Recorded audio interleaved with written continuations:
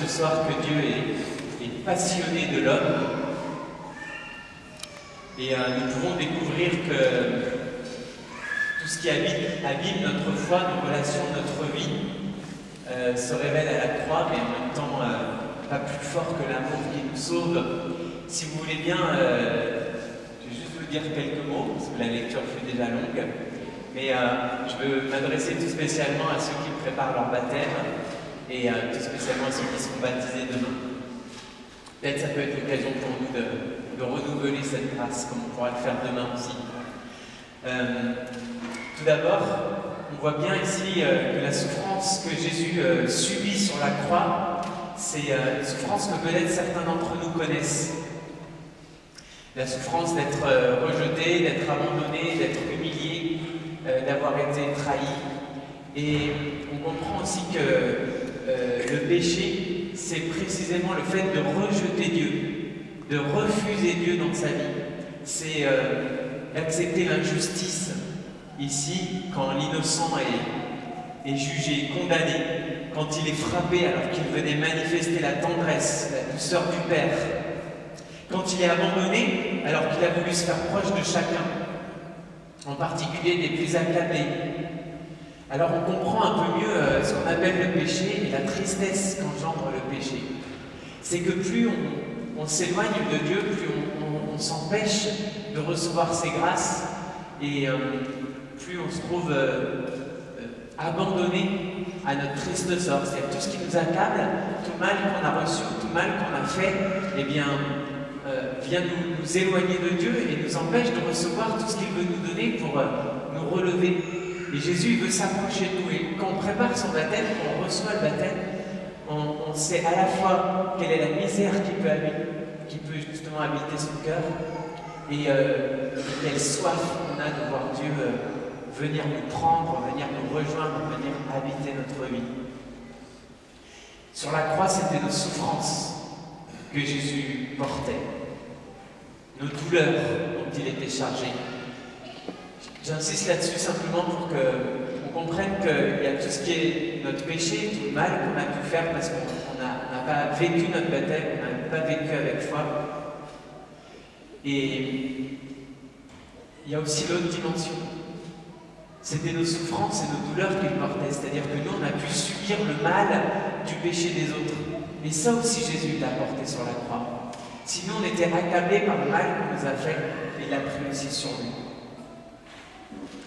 On a lu dans l'Écriture, le péché, c'est la fuite des hommes politiques comme Pilate, nos responsabilités, c'est l'arrogance des religieux, la faiblesse des violents, la lâcheté du peuple, la peur des disciples. Et Jésus prend tout ça sur lui pour nous en libérer. Alors, par la croix, Jésus vient nous délivrer. Quand on regarde cette scène, peut-être on peut se sentir mal à l'aise. Il y en a qui me l'ont dit, qu'ils n'aimaient pas ce vendredi saint. Ça les mettait dans un sale état. Et évidemment, je comprends bien. Mais vous voyez ici, ce qui serait dommage, c'est de voir cette croix et en voyant Jésus cloué à la croix se dire « Ah, mais je suis coupable, Jésus vient me rappeler comme je suis mauvais, il me rappelle à ma culpabilité. » Et vous savez, ça, c'est encore un raisonnement humain. Si en voyant Jésus à la croix, vous vous sentez culpabilisé, c'est qu'en fait, vous restez dans l'éducation que vous avez reçue peut-être, ou dans un idéal de vous-même qui fait que vous trouvez que vous mériteriez mieux. Peut-être aussi que quelquefois ça vient de l'ambition personnelle, ou alors le désir de faire tellement plaisir aux autres, d'être tellement aimé qu'on est hyper déçu quand on n'y arrive pas. En fait, la faute, elle renvoie à notre échec. Et aussi les blessures qu'on a subies, qu'on a commises, eh ben, elles manifestent notre impuissance et nous donnent le sentiment du rejet. Mais vous voyez, Jésus, c'est pas du tout ce qu'il vient faire. Jésus vient nous déloger de là.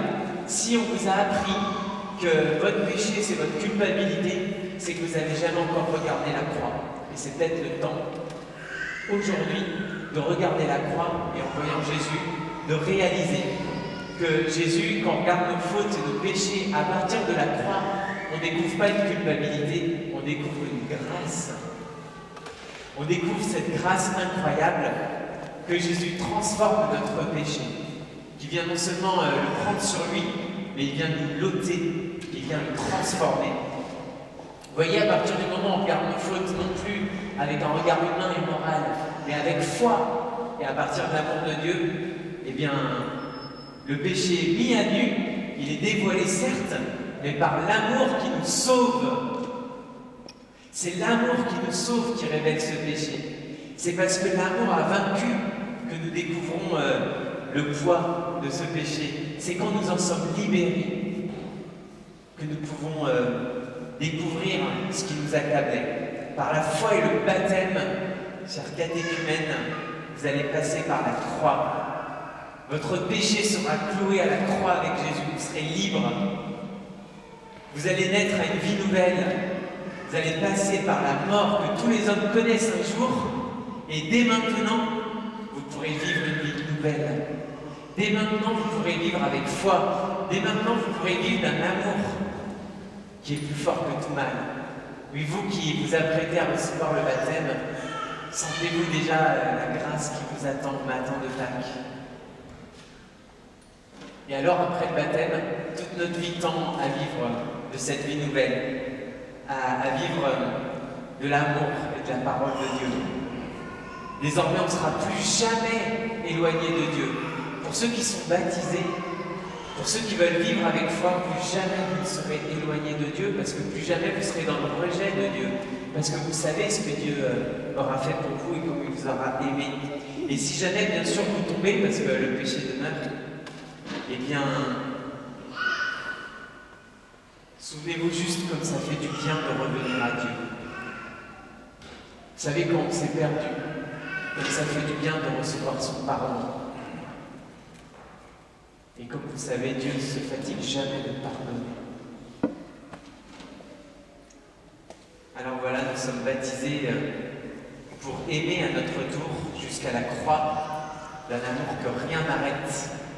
Par ses blessures, nous sommes guéris.